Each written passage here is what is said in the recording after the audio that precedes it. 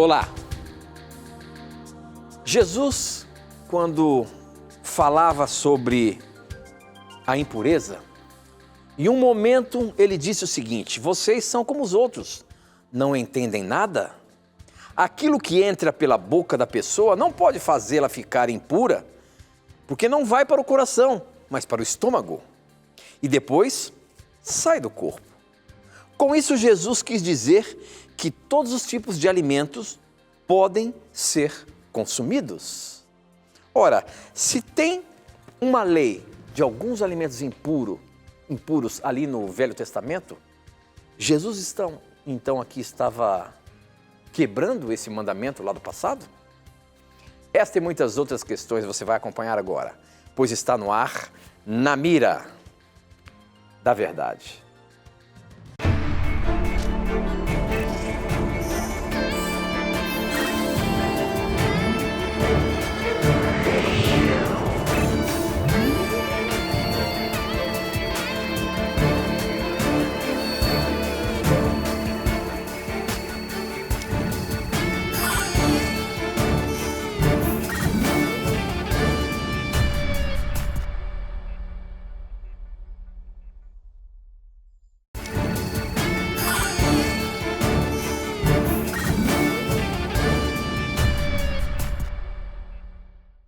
Olá, estamos começando mais um programa Na Mira da Verdade. Seja muito bem-vindo. A partir de agora, já nos conectamos com o Brasil e o mundo através da internet, alcançando qualquer lugar do nosso planeta. É isso mesmo.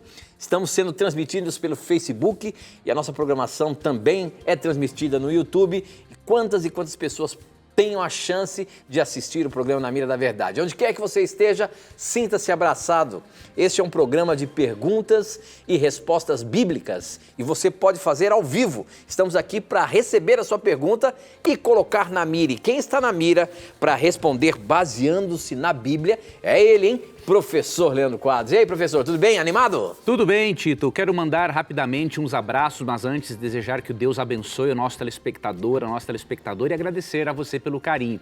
Quero mandar primeiramente alguns abraços, primeiro para minha mãe, Ivonete, que está aqui passeando, está na minha casa agora. Ei, o negócio tá bom lá então, hein? A sobrinha Leandra está aqui comigo no estúdio. Leandra, a minha irmã teve um bom gosto na escolha do nome, né? Que dureza, hein, que humildade também, né? E um abraço, Tito, aqui para algumas pessoas queridas que eu encontrei em Jacareí na semana passada, lá no Parque da Cidade. O Nilson Tavares e a Sirlene de Jacareí, eu encontrei ele, são telespectadores, um abraço para vocês. Um abraço para o Hélio. O Hélio faz parte dos Alcoólicos Anônimos. Parabéns, meu irmão, pela sua luta, pela sua perseverança. Deus está com você e com todos que fazem parte dessa instituição tão abençoada.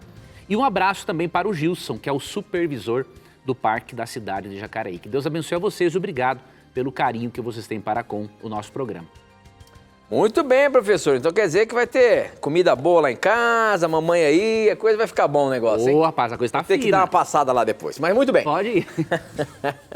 Muito bem. Nós começamos o nosso programa de hoje falando um texto aqui que Jesus diz que todos os tipos de alimentos podem ser consumidos. E aqui no programa Na Mira da Verdade, vários momentos nós já dissemos que a Bíblia condena alguns alimentos impuros.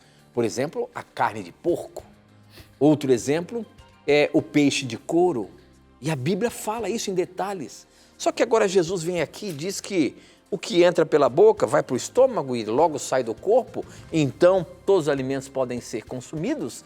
Como é que você me explica isso, professor Leandro Quadros? Você vive dizendo aí que a gente não pode comer carne de porco, hein?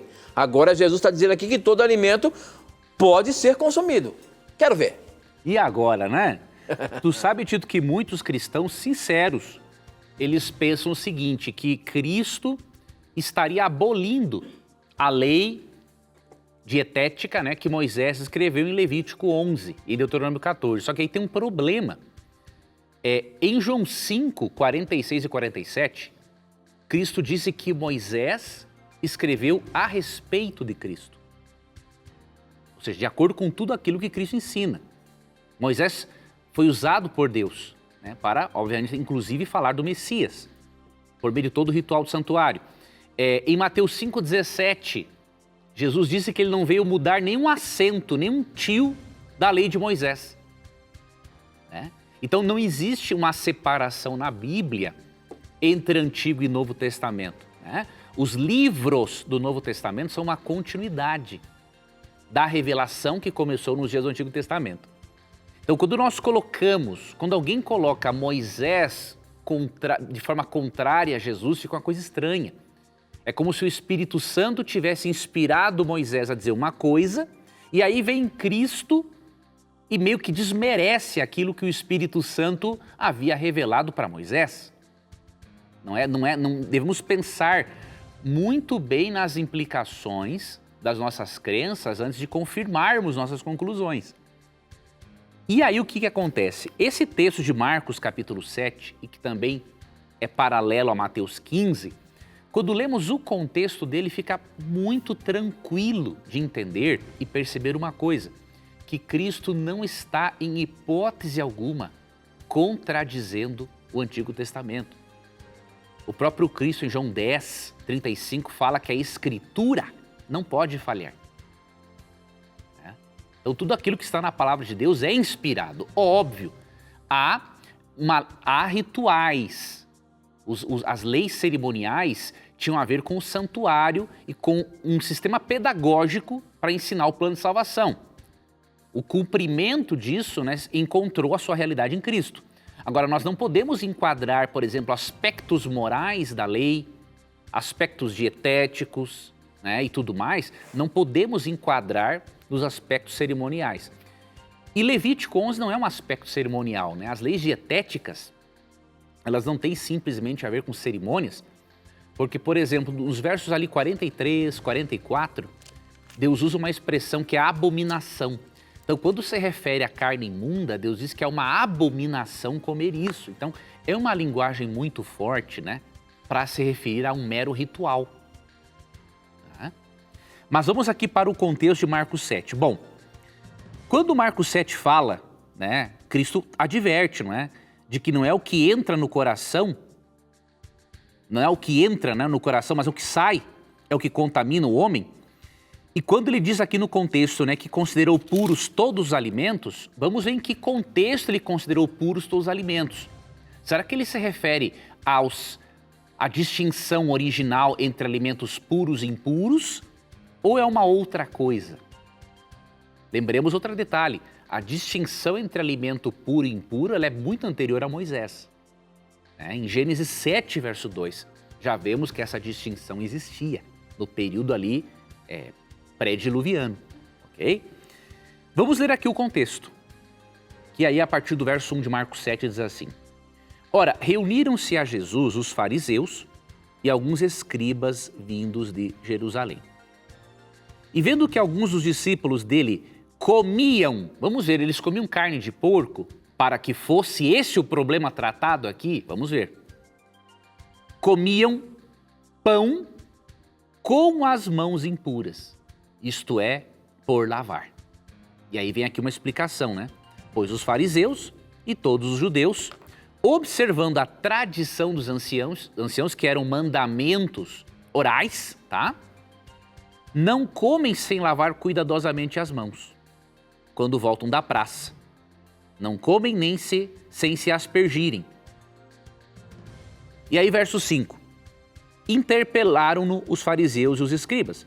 Por que não andam os seus discípulos de conformidade com a tradição dos anciãos, mas comem com as mãos por lavar? Veja, eles não disseram aqui, eles não acusaram os discípulos de comer carne imunda. Eles não disseram aqui, por que os teus discípulos não andam de conformidade com Levítico 11? Ou com a lei de Moisés? Não. Eles estavam sendo contrários àquela tradição oral, tradição dos anciãos, que ensinava a lavar as mãos, aspergir as mãos com água num ritual de purificação. Se não tivesse esse ritual de purificação, eles acreditavam que ao comer algo isso iria contaminar o interior deles. Então a questão não é carne imunda, não pode forçar o texto a dizer o que ele não diz. Até porque na mesa, com quem que Cristo fala aqui no verso 1? Fariseus e alguns escribas. Na mesa deles não tinha carne imunda, para que Cristo tratasse desse problema aqui, né? E aí, nesse contexto, vemos o verso 15, por exemplo, ó, não há fora do homem que entrando nele o possa contaminar, mas o que sai do homem é o que contamina. E aí ele fala, né, os pensamentos maus, adultérios, prostituição, furto, homicídio, avareza, malícia, dolo, tudo isso é o que contamina o ser humano. E não o comer sem lavar as mãos, não que isso vai trazer uma contaminação espiritual ou moral para o indivíduo. Esse é o problema. E aí no texto paralelo é fantástico, né? Mateus 15, 20. Então quando fala em Marcos 7, né, que considerou puros todos os alimentos, considerou puros todos os alimentos, mesmo que não os coma, né? Mesmo que os coma sem lavar as mãos naquele ritual de purificação. Esse é o contexto. E aí, para finalizar, o verso paralelo, né, o capítulo paralelo, Mateus 15, aí fica mais claro ainda, o verso 20, ó. Jesus dizendo, são estas coisas que contaminam o homem, né? Falsos testemunhos, blasfêmias, prostituição e por aí vai. São essas as coisas que contaminam o homem, mas o comer sem lavar as mãos não o contamina. Então, quando o cara pensa assim, o comer carne de porco não contamina, ele está vendo no texto que não existe. Okay? Então, nem de perto, Jesus cogitou a possibilidade de abolir a lei de Levítico 11, que é uma lei dietética importante. Em Mateus 15 e em Marcos 7, ele está sendo contra a tradição dos anciãos que ensinava que o simples fato de comer um alimento sem participar daquele ritual de purificação com água, isso já contaminaria o indivíduo no seu aspecto moral. Então, um texto fora do contexto é só um pretexto. Muito bom, professor, muito bom. Essa pergunta veio pelo nosso Facebook. Quem mandou pra gente foi o Romário Graces. Obrigado pela sua participação, meu amigo. Nós estamos transmitindo pelo Facebook. Você pode mandar a sua pergunta aí também, você que está assistindo agora o nosso programa, tá bom? Para você participar do programa, você tem 3 maneiras. Você pode mandar pelo Facebook, namiradaverdade.nt, é o nosso endereço, facebook.com/namiradaverdade.nt. Você pode mandar pelo nosso Instagram, @namiradaverdade. Coloca ali no videozinho que eu preparo sempre antes de começar o programa. E você pode mandar também pelo nosso SMS. Olha só, não é no WhatsApp não, é no nosso SMS. Você manda as suas perguntas para o número 12 981510101. É bem fácil, hein? 12 981510101. Eu recebo aqui na hora, como as perguntas já estão chegando aqui, ó. Mande a sua pergunta para cá e ela já vai estar na mira. Eu quero colocar agora uma pergunta que chegou aqui no nosso Instagram. Pessoal acompanhando muito o programa no Instagram. E professor, essa é uma pergunta interessante e você tem uma certa experiência com isso aqui. A pergunta do Isaac Santo é o seguinte: tenho depressão e dela outros transtornos psiquiátricos surgiram. Faço tratamento, mas estou há anos instável. Sinto que essa doença me afasta de Deus, pois eu não tenho buscado, mesmo conhecendo a verdade. Eu só quero que esse tormento passe. O que eu posso fazer? Eu peço ajuda. Essa é uma pergunta interessante de nós colocarmos aqui na Mira da Verdade, pelo fato de que muitas pessoas hoje sofrem por esse mal emocional, a depressão. E muita gente acaba dizendo que a pessoa que está passando por isso é porque ela está longe de Deus. E aí as pessoas ficam desesperadas. A gente percebe aqui a pergunta do Isaac, ele acha que está longe de Deus porque ele não consegue, mesmo ele conhecendo a verdade, ele não consegue. Professor, o que você pode ajudar? O que a Bíblia pode nos ajudar para essas pessoas que estão passando por esse problema? Vou ler aqui, Tito, alguns versos e dar um conselho também para esse nosso amigo e para o nosso telespectador, né? Eu há vários anos já tive depressão, né? Graças a Deus estou curado. Tem outros problemas, né? Mas isso faz parte da vida, né? Você tem que buscar sempre o crescimento e a sua cura. Então eu vou dizer para você algumas coisas que eu creio que vão te ajudar bastante, tá? Primeiro lugar, Deus não depende dos teus sentimentos para Ele estar com você. Por que eu estou dizendo isso? Quando a pessoa está numa crise depressiva, ela não sente realmente a presença de Deus. Por quê? Há um desequilíbrio neuroquímico que impede. E alguém pensa, mas como isso é possível? A resposta é simples. O ser humano é um ser biopsicossocial. Não tem como separar as coisas. Né? Um exemplo, se você está gripado, você não tem a mesma disposição para ler a Bíblia. Por quê? Porque você é um ser físico, mental e espiritual. Então é óbvio que se há um desequilíbrio neuroquímico, se os seus neurotransmissores, por exemplo, não estão ali tendo, digamos assim, a devida comunicação entre eles, não tem como. Não é um problema de ordem espiritual. Pode ter uma causa em alguns momentos, mas é algo neuroquímico, tá? Então, por que eu estou dizendo isso? Porque você não sente mesmo a presença de Deus. Mas eu quero te mostrar que Deus não depende do seu sentimento para estar com você. Mesmo que você não sinta, por causa desse desequilíbrio neuroquímico, Ele está com você. E eu vou ler para você o Salmo 34, verso 18. O Salmo 34, 18 diz assim: perto está o Senhor dos que têm o coração quebrantado e salvos de espírito oprimido. Se alguém disser para você que você tem um problema espiritual, deixa eu ser bem franco com você, é um idiota. Ele não sabe o que está dizendo. E para idiota você não pode ligar, porque essa pessoa está sendo usada pelo diabo para acabar com você. Você já não sente a presença de Deus, e aí vem uma pessoa com esse altíssimo nível de ignorância e diz que você está longe de Deus, é para te massacrar ainda mais. Tá? Então você não crê nesse tipo de discurso. Tá? Então Deus está perto de você. Ele está perto de você, mesmo que você não sinta. Ele está lhe amparando. E quando eu passei por isso, a minha pior crise foi ali com uns 25 anos de idade, eu li o Novo Testamento em 20 dias. Foi o que me deu a base para eu poder depois buscar tratamento. Não dei conversa para ninguém. Ah, é longe de Deus e tal. Isso não ajuda nada, é pessoa que não sabe o que está dizendo. Então, apegue-se a Deus, busque, leia a Bíblia. Porque aí Deus vai te dar respostas. Por que você está passando por isso? Quais são os gatilhos mentais? Quais são os problemas, os traumas não resolvidos? Quais são os padrões de pensamentos distorcidos? Deus vai te ajudar. Mesmo que você não sinta, você tem que crer mais no Salmo 34, 18 do que naquilo que você sente.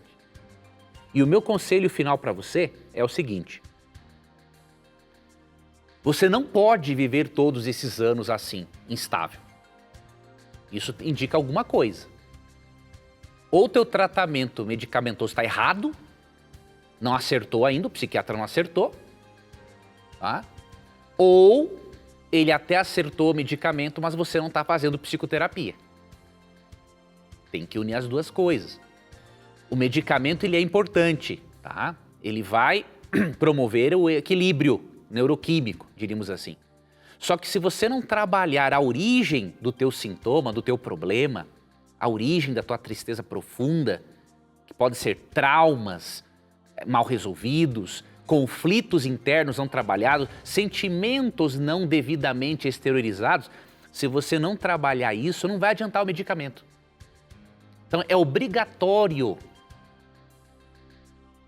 tanto o tratamento medicamentoso quanto o psicoterápico. Você tem que fazer isso. Se você não está fazendo terapia, você tem que fazer isso com urgência.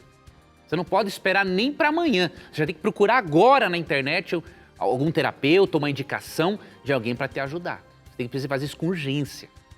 Tá? E outra dica que eu te dou, pegue mais sol. Tá? Porque o sol, além de produzir vitamina D, ele vai potencializar a ação do antidepressivo, para o antidepressivo fazer efeito mais rápido. Beba bastante água. Leia sobre os 8 remédios naturais de Deus, que Ellen White fala no livro A Ciência do Bom Viver. Você percebe? Se nós somos seres, temos mente, corpo e espiritualidade, seres biopsicossociais, para você atacar a depressão ou qualquer outra doença, você tem que trabalhar todos os aspectos da vida. Não é só pensar que é o espiritual. Você vai fortalecer o espiritual, mas lembrar que a origem principal não é essa. Tem que cuidar do espiritual, da mente, do corpo e tudo mais, tá? Então são alguns conselhos que eu te dou. Faça isso, meu irmão, porque você tem que sair disso, você não pode ficar assim para sempre. Se o teu tratamento está dessa forma, há anos você não consegue ter um equilíbrio, tá errado o tratamento. Tem que trocar de profissional e se o medicamento tá certo, então fazer terapia. Se tá fazendo os dois, vou ser bem franco com você, já passei por isso. Se você tá fazendo os dois, tratamento medicamentoso e psicoterapia, tem que trocar os dois. Tem que trocar o psiquiatra e o psicólogo porque não deu certo. Fazer o quê? Muito bem, professor, muito bem. Nós temos que ir para o intervalo, mas antes do intervalo, ó, eu quero mandar um abraço lá para Itaqui, Rio Grande do Sul. A pessoa está dizendo aqui, ó, a pessoa não, a Viviane está dizendo assim, fronteira com a Argentina, está acompanhando a gente, tá um frio de ranguear Cusco. Conheço essa olha expressão. aí, ó, olha aí os seus termos aí, professor. Cusco é um cachorro da rua. O cachorro fica ranqueando, fica manco de tanto frio. Então, olha só, daqui a pouquinho eu vou colocar a pergunta dela no ar, logo depois do intervalo. Será que na vida eterna nós vamos ver o Espírito Santo ou apenas senti-lo? Não sai daí não, a gente volta já já.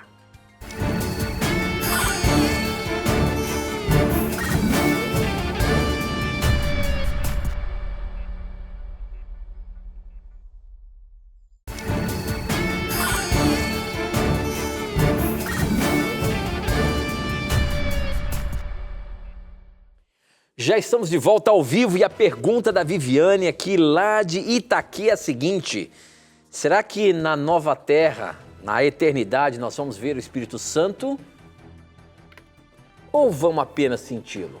Professor Leandro Quadros, como é que você sai dessa? Vamos lá. Tá frio de renguear Cusco aí, né, minha irmã? Eu sei como é que é esse frio aí do vento minuano que vem da Argentina, né, que gela até o tutano dos ossos, né? Eu sei como é que é, saudade dessa terra aí. Veja bem, minha irmã, as pessoas têm dificuldades de crerem, né, que vão ver o Espírito Santo, porque as pessoas relacionam o Espírito Santo, mesmo sem querer, viu? Isso acontece, com uma espécie de uma forma de energia apenas. Mas se nós atentarmos para o fato de que a Bíblia ensina que o Espírito Santo é um ser divino e pessoal, não há um porquê de não crermos que não vejamos o Espírito Santo. Lógico que o Espírito Santo das pessoas da Trindade, ele é a pessoa que trabalha nos bastidores. Em João 16,14, por exemplo, Jesus diz que a função do Espírito Santo não é realmente o Espírito Santo aparecer, é fazer com que Jesus apareça. Então em João 16,14 diz assim, ó, ele, olha que interessante, este ele é um pronome pessoal grego que é utilizado aqui. Então o Espírito Santo não é chamado de uma coisa, é ele. Tá? Ele me glorificará, porque há de receber do que é meu e vou lá de anunciar. Então, a função do Espírito é glorificar Jesus, é conduzir as pessoas a Cristo. Então, ele trabalha nos bastidores. Por isso que lá em Apocalipse 22, por exemplo, você vê o trono de Deus Pai e de Deus Filho.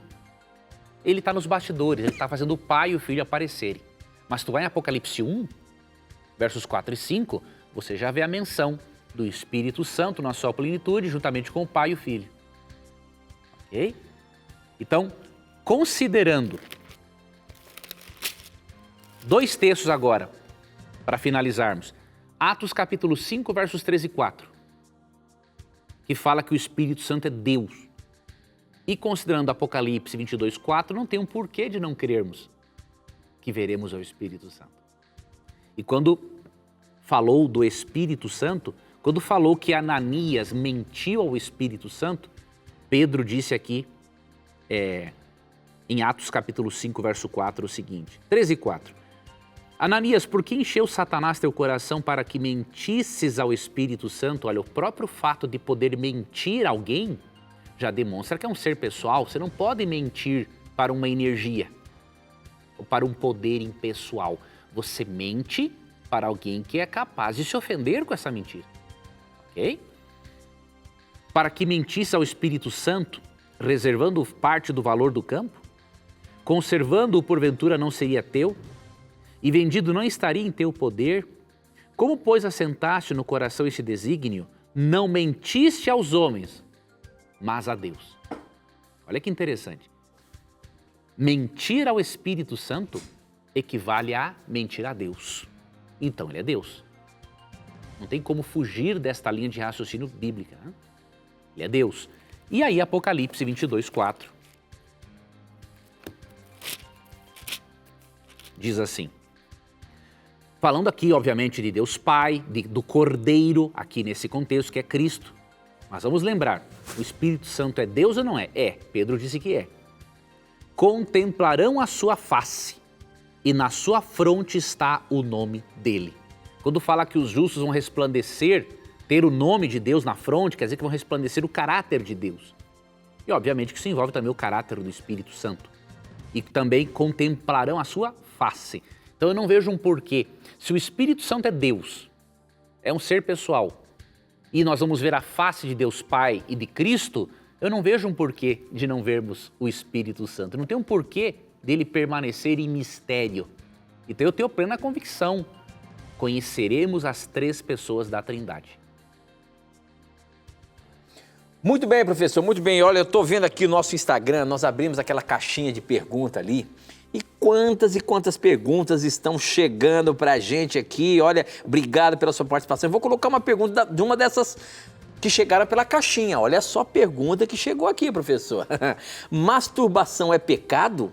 O que fazer para se livrar dessa prática? O que a Bíblia pode orientar sobre esse problema, professor? Olha, em relação a este assunto, nós temos que evitar dois extremos. O primeiro é menosprezá-lo e o segundo é supervalorizá-lo. O que isso significa? Vou trabalhar bem as palavras para não ser mal compreendido, tá? Primeiro, o plano de Deus para a sexualidade humana está aqui em 1 Coríntios, por exemplo, 7, verso 9. Eu vou ler e vou explicar o que eu quis dizer inicialmente. Verso 9. Caso, porém, não se dominem, que se casem, porque é melhor casar do que viver abrasado.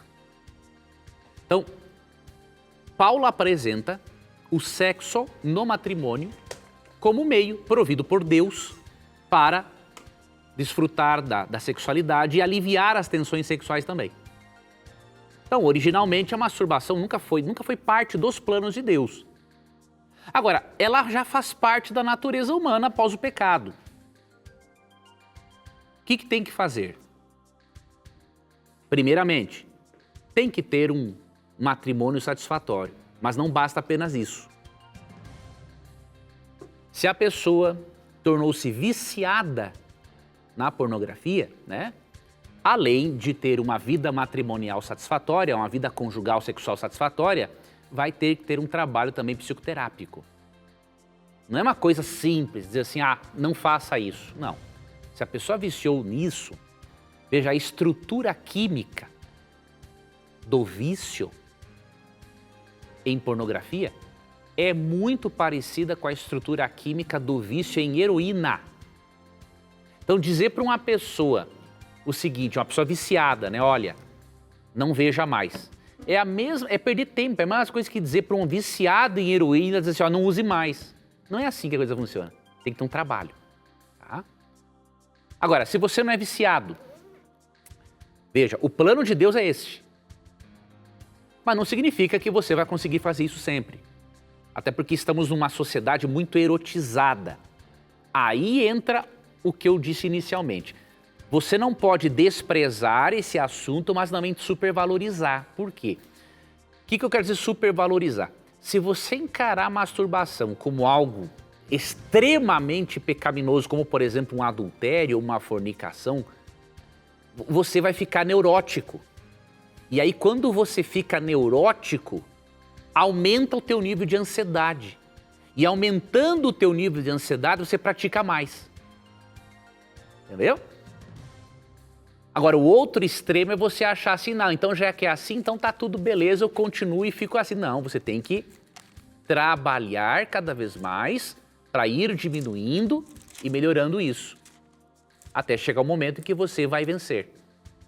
E se não chegar esse momento tão logo, Aí tem questões de ordem emocional a serem trabalhadas, há questões hereditárias também. Então o que você tem que fazer é sempre buscar viver o plano de Deus. Ah, não conseguiu em algum momento? Recomeça com a graça de Jesus. Jesus é o teu sumo sacerdote no céu. A presença de Cristo no santuário celestial é a certeza de que você pode recomeçar. Ok? Então, esses são alguns dos conselhos que eu lhe dou. E para finalizar, olha, a atividade física é muito importante. Muito não, é fundamental. Tá? A atividade física ajuda muito na questão de domínio próprio. Tá? E se a pessoa é viciada, eu não estou falando da pessoa que pratica esporadicamente, tá? Mas se ela chegou no nível do vício, vou dizer uma coisa, não comer carne vai ser uma coisa boa para você, porque a carne ela é estimulante, né? Ellen White comenta muito isso de forma muito interessante, né? Que a pessoa que tem aquela tendência muito forte ao vício sexual, quanto mais saudável for a dieta dela, nesses casos é bom cortar mesmo, tudo de origem animal, já não tem tanto estímulo. Agora, tem outras pessoas, obviamente, que não tem esse problema, pode aí ter uma alimentação assim e tudo mais. Então, pensa nessas coisas, evita os extremos e pensa, bom, eu vou buscar viver o plano de Deus. Quando eu não conseguir, eu me fortaleço em Cristo, me lembro que Ele é meu advogado. 1 João 2,1, né? Filhinhos, essas coisas vos escrevo para que não pequeis. Se alguém pecar, temos um advogado junto ao Pai, Jesus Cristo, o justo. Muito bem, professor. Eu estou aqui no SMS, muita gente participando aí, ó, os gaúchos estão morrendo de frio, todo mundo mandando pergunta aqui agora, viu? Agora que eu coloquei do gauchada, a gauchada tá bom, mas não, vamos colocar aqui as perguntas da gauchada. O pessoal tá passando frio, a gente tá com um pouquinho de frio aqui em São Paulo, viu? Não tá muito não, mas imagino que vocês estão com muito frio aí. Mas uma pergunta interessante que chegou aqui, da Clarinda, é a seguinte, professor, lá em Joel, capítulo 2, verso 28, tem algo bem interessante, né? Quando fala do dia do Senhor. E o verso 28 diz o seguinte, o Senhor diz ao seu povo, depois disso, eu derramarei o meu espírito sobre todas as pessoas. Esse espírito que é dito aqui já foi derramado, nós já estamos no tempo do fim, esse espírito vai ser só no dia que Jesus voltar, esse espírito que diz aqui que vai ser derramado para todas as pessoas, vai ter um tempo certo, como é que é isso? Eu sei que aconteceu isso no Pentecostes, professor. Exatamente. Será que isso vai acontecer de novo? O que Joel está dizendo aqui no capítulo 2? Nós cremos, Tito, que Joel se refere realmente ao derramamento do Espírito Santo, em duas fases. Tanto no Pentecostes, realmente, como o Tito falou, e que vai ter um segundo derramamento pouco antes de Cristo voltar, para a conclusão final da obra do Evangelho. Né? Por que nós cremos isso? Bom, primeiro, o apóstolo Pedro, em Atos 2, ele aplicou Joel 2, 28 a 30, aos dias dele. Vamos ler aqui Atos 2, 14. Então se levantou Pedro com os 11 e, erguendo a voz, advertiu-os nesses termos. Varões judeus e todos os habitantes de Jerusalém, tomai conhecimento disto e atentai nas minhas palavras. Esses homens não estão embriagados, porque estavam falando em línguas, não é? Como vim dispensando, sendo esta a terceira hora do dia. Mas o que ocorre é o que foi dito por intermédio do profeta Joel.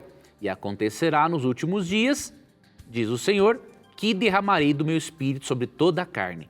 Vossos filhos e vossas filhas profetizarão, vossos jovens terão visões, e sonharão vossos velhos. E aí segue até o versículo 21, tá? Então o que acontece? Pedro realmente aplicou Joel 2, 28 ao Pentecostes. Mas quando Pedro usa de forma inspirada a expressão últimos dias, ele está falando de um segundo derramamento do Espírito. E aí você vê aqui no contexto de Joel algo interessante. No verso 23, fala de duas chuvas que caem no Oriente Próximo e as duas simbolizam o derramamento do Espírito em duas fases. Fala da chuva temporã e a chuva serôdia. A chuva temporã caía no outono e preparava o grão, diríamos assim, fazia germinar. Já a serôdia na primavera, já ia prepará-lo para a colheita. Ligando o verso 23 no contexto do verso 28, que fala de derramar chuva, que aqui também é um símbolo do Espírito, nós cremos que em Atos 2, no Pentecostes, ocorreu, diríamos assim, o derramamento da chuva temporã. Preparou a primeira parte do grão ali para as pessoas, para o Evangelho, por meio do dom de línguas. Derramamento do Espírito Santo, o dom de línguas possibilitou que muitos compreendessem o Evangelho. Só que Pedro usa a expressão últimos dias. E aí no verso 23 também tem a chamada chuva serôdia, que é a que prepara o grão para a colheita. Nós cremos que o Espírito Santo vai ser derramado pouco antes do tempo do fim, para que os filhos de Deus preguem o Evangelho de uma forma muito poderosa e assim prepare as pessoas, os grãos, para serem recolhidos no celeiro do Mestre. Como ele até fala lá em Mateus 25, né? 31 a 46. Então, o fato realmente de Pedro usar a expressão nos últimos dias nos ajuda a entendermos que Joel 2, 28 em diante, né, 32, tem um duplo cumprimento, Pentecostes e pouco antes da volta de Cristo. Muito bem, professor. Eu queria aproveitar agora, e como eu sempre faço aqui, indicar para você este estudo bíblico. Isso aqui é um curso bíblico, Verdades para o Tempo do Fim. Essa revista aqui nós oferecemos aqui no programa já há muito tempo, mas é uma revista fantástica, é um estudo bíblico fantástico. E eu convido você a estudar com a gente. Se você quer conhecer o conteúdo dessa revista aqui, ó, que fala sobre o tempo do fim, o tempo que nós estamos vivendo, eu convido você a pedir agora mesmo. Você pode entrar no nosso blog, novotempo.com/na mira da verdade.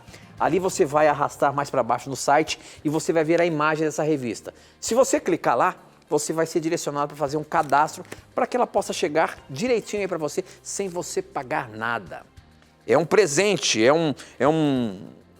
uma promoção, é uma forma que o Anjos da Esperança faz para que você possa receber gratuitamente. Então, você que é anjo, eu quero agradecer. Daqui a pouquinho eu vou estar com você fazendo o programa aí hoje.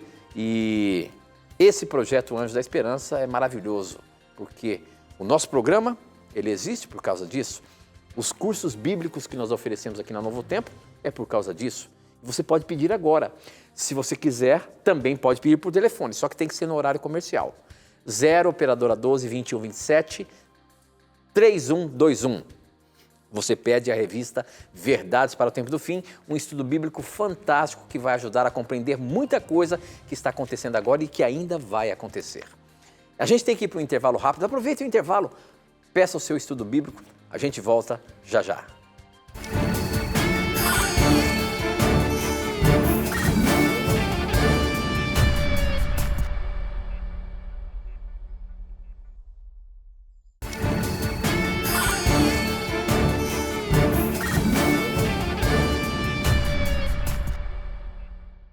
O tempo passa muito rápido, já estamos no nosso último bloco aqui. Então, se você ainda tem a sua dúvida, manda pra gente. Você pode mandar pelo nosso SMS, o número é 12 98151 0101. Eu recebo aqui na hora. Você pode também usar o Facebook, namiradaverdade.nt, e o nosso Instagram, @namiradaverdade. Essa pergunta aqui chegou pelo nosso Instagram e é interessante. Olha só a pergunta que chegou, professor. Isso aí eu estou passando por isso aqui, hein? Vou até colocar essa pergunta na mira porque eu estou passando por isso aqui. Opa, vamos ver isso aí. Preste atenção. Me chamo Leônidas e tenho uma grande dúvida. Poderia me ajudar? Queria saber se podemos orar pelos nossos animais. Sou da Igreja Batista da Lagoinha e acompanho o programa toda semana. Obrigado pela sua participação, irmão Leônidas. E essa pergunta é séria. A gente pode orar pelos nossos animais, professor? Você sabe que eu falei que eu tô passando por isso, que eu tive que hoje levar o meu cãozinho no veterinário ali, né? O bichinho comeu alguma coisa, tá com a barriga enorme lá, não sei o que tá acontecendo. Então vamos ver. Mas eu já tô orando por ele. Agora você vai me confirmar aí se a gente pode orar pelos animaizinhos ou não. Eu tô sentindo o desejo de orar por ele. A Bíblia fala alguma coisa sobre isso? Quase que eu derrubo esse vidro aqui, Não, aí ia ficar feio. Fica tranquilo, aqui tem um texto que eu vou achar. Mas antes, deixa eu dizer uma coisa que nós temos que entender primeiro o que é oração, né? A oração, eu gosto muito de uma definição de Ellen White, né? A oração é o abrir do coração a Deus como um amigo. Veja, se eu abro o meu coração a Deus, lógico, Deus é muito mais do que um amigo, Ele é meu pai, é meu criador, né? Mas vamos pegar nessa definição. Se a oração é um abrir do coração a Deus como um amigo, para mim a melhor definição é essa de Ellen White, como que eu não vou falar com o meu melhor e grande amigo, que é o meu criador, sobre os animaizinhos que eu gosto? Como eu não vou pedir por eles, se Ele é o criador deles também? Não há um porquê de não orar pelo seu animalzinho. Muito pelo contrário. Tem um texto bíblico que nós vemos aqui o quanto Deus se preocupa com os animais. Vou primeiro pegar um texto aqui, ó, em Êxodo 20. Quando Deus deu aos israelitas, relembrou-os, não é, do quarto mandamento para guardar o dia de sábado, olha que curioso. Deus queria que eles deixassem até mesmo os animais descansarem no sábado. Então veja a preocupação de Deus com os animais. Êxodo capítulo 20, versos 8 em diante. Lembra-te do dia de sábado para o santificar. 6 dias trabalharás e farás toda a tua obra. Mas o 7º dia é o sábado do Senhor teu Deus. Não farás nenhum trabalho, nem tu, nem teu filho, nem tua filha, nem o teu servo, nem a tua serva, nem o teu animal, nem o forasteiro das tuas portas para dentro. Porque em 6 dias fez o Senhor os céus e a terra, o mar e tudo o que neles há, e ao 7º dia descansou. Por isso o Senhor abençoou o dia de sábado e o santificou. Então, no quarto mandamento, Deus mostra o quanto Ele valoriza toda a sua criação. Deus quer que todos tenham este momento de descanso e os animais não estão fora disso aqui. Professor, posso dar uma contribuição aí? Sim. Se a gente for pensar, os animais, eles sofrem hoje por causa do pecado do ser humano. Sim. Deus criou, no mesmo momento lá, na mesma semana da criação, tanto os animais quanto o homem. Só que o homem pecou, o homem foi criado para cuidar dos animais. O homem pecou e os animais sofrem hoje o pecado do ser humano, é ou não é? Sim, Ellen White, Tito, tem uma declaração no Patriarcas e Profetas. Quando fala de Balaão, quando ele espancou aquela jumenta. Exatamente, bem nesse contexto mesmo, exatamente isso. Ela chega a falar o seguinte, que já que o ser humano é responsável pelo pecado no mundo, então é dever do ser humano, pelo menos, aliviar o sofrimento dos animais. É isso aí. Então, e até ela fala, né, agora você me lembrou, quando ela fala desse episódio de Balaão, ela fala assim, ó, muitos se pudessem ver, teria um anjo ao lado deles, anotando quando eles maltratam os animais. E tudo isso é registrado por dia do juízo. Tem um texto aqui em Provérbios, eu estou procurando, fala, o justo atenta para a vida dos seus animais. Estou vendo isso em Provérbios 16. Deixa eu ver aqui.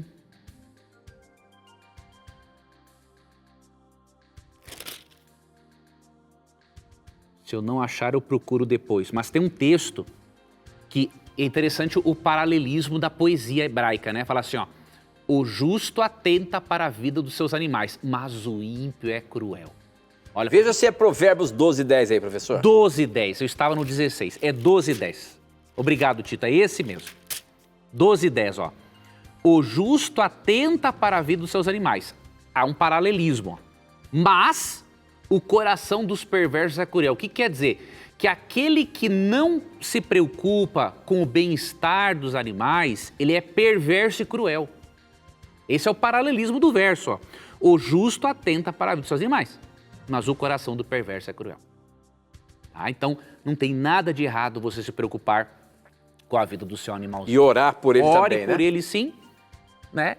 Ele é uma criatura de Deus, foi criado para estar conosco, ore por ele sim, entregue nas mãos de Deus. E lembremos, né, que Isaías 11, 7 a 9, Isaías 65, 17 em diante, Romanos 8, 19 e 23, mostra que é parte dos planos de Deus, ao restaurar a nova terra, restaurar também o reino animal. Muito bem, muito bem.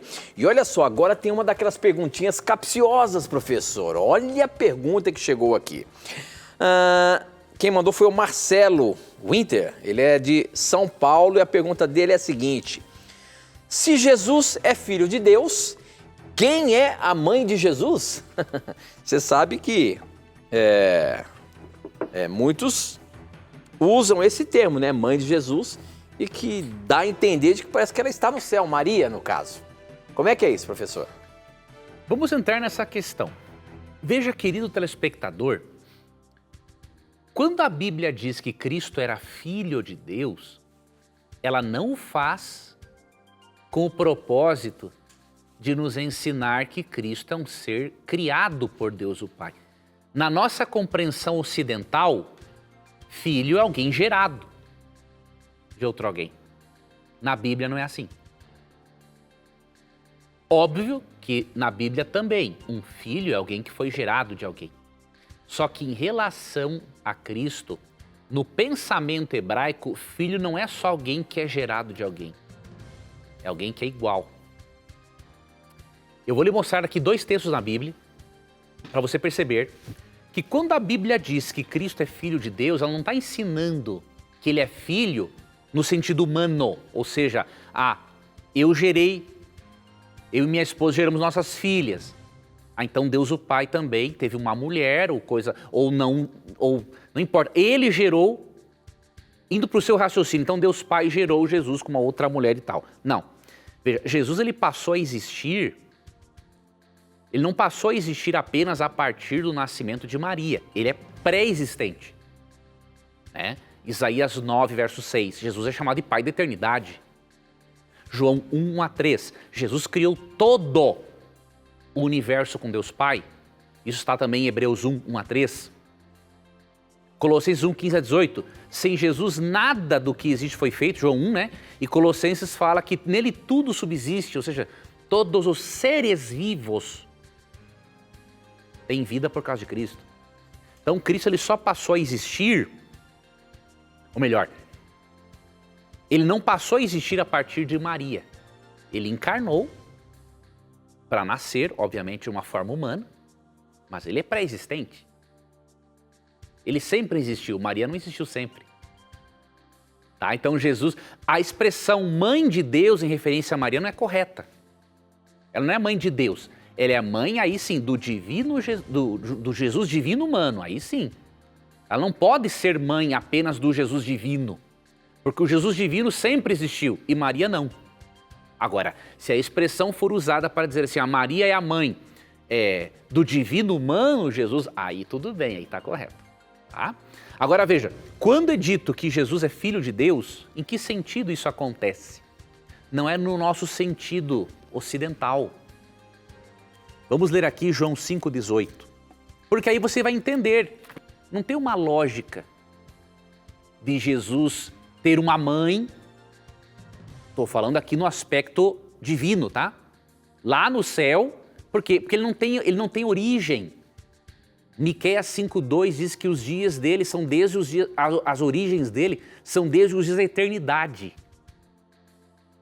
Ok? Ele não pode ser gerado. Se ele é pai da eternidade, de acordo com Isaías 9,6. E se ele é o autor da vida, de acordo com Atos 3,15, como que ele vai ter um começo? Não pode. Porque se ele teve um começo, ele não é o autor da vida. Entendeu? Então veja, quando diz que ele é filho, João 5,18 e João 19,7. São 2 textos assim que explicam para nós essa questão. João 5,18. Assim os líderes judeus se empenharam ainda mais em encontrar um modo de matá-lo. Pois ele não apenas violava o sábado, ou seja, ele não guardava o sábado da maneira deles, né?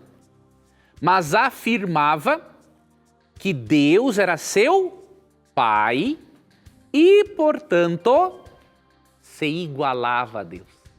Aqui que está, como diria o ditado, pulo do gato, né? Não tinha uma lógica de os judeus apedrejarem Jesus só porque ele se dizia filho de Deus no sentido de ser criado. Eles podiam dizer, vamos deixar esse coitado, ele é um maluco. Não. Como que eles entenderam isso? Quando Cristo falava que Deus era o pai dele, para a mentalidade judaica, ele estava se igualando a Deus. Em essência, em divindade. Então o termo filho de Deus não é para dizer que ele foi gerado por Deus em algum momento da eternidade. Ele o foi no sentido de ter encarnado. Aí sim. Agora, no sentido de passar a existir, não. Quer ver outro texto? João 19:7. Que o termo filho aqui significa igual. Né? João 19:7. Diz assim. Os líderes judeus responderam, pela nossa lei ele deve morrer, pois chamou a si mesmo de Filho de Deus. Olha aqui, ó. Quando Cristo disse que era Filho de Deus, para os judeus Cristo blasfemou. E a blasfêmia para eles era um pecado digno da morte. Então você entende? Não é correta a análise, já que Jesus é Filho de Deus, então ele tem que ter uma mãe lá desde a eternidade. Não, porque ele não é filho de Deus no sentido de ser gerado. Ele é filho de Deus no sentido de ser igual a Deus. Recomendo, querido telespectador, estude Cristologia. Cristologia é uma das matérias da teologia sistemática. Você pode também estudar Cristologia na teologia histórica, tá? Até para você ver os debates cristológicos ao longo da história da igreja. Mas estuda na área da teologia sistemática Cristologia. E aí você vai entender esses e outros aspectos espetaculares da pessoa de Jesus Cristo. Muito bem, professor. Ainda o senhor tem 2 minutinhos para responder essa questão aqui. O senhor não, né? Você, né? Poxa, um cara tão novinho. Um jovem varão. Vamos lá. A pergunta da Jussara Penido é a seguinte... Eu gostaria de saber, professor, por que Jesus não tirou João Batista do sofrimento que foi até a morte? Por que Jesus não livrou ele, que era primo dele? Essa é uma questão, Tito, muito interessante. Nós temos como dar uma resposta agora, mais curta, né? Mas em outro momento podemos aprofundarmos ainda mais. Veja o que aconteceu. João Batista foi preso por falar a verdade. Né? Ele repreendeu Herodes por estar com uma mulher que havia sido do irmão dele. E aí ela se aproveitou de uma situação, de uma festa lá, uma embriaguez e usou a filha para pedir a cabeça de João Batista. João Batista, no relato, ele ficou deu uma vacilada, normal, um ser humano.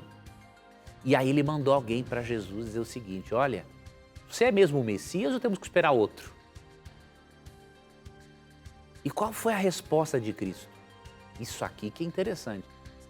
Porque ele estava preso, ele esperava que Cristo fosse um Messias. Ele sabia que Cristo era o Messias, mas ele esperava algo mais. Fizesse uma revolução. E dependendo do tipo de revolução, até o livrasse, né, da morte. Só que Cristo deu a resposta não que João queria, mas a resposta que ele precisava.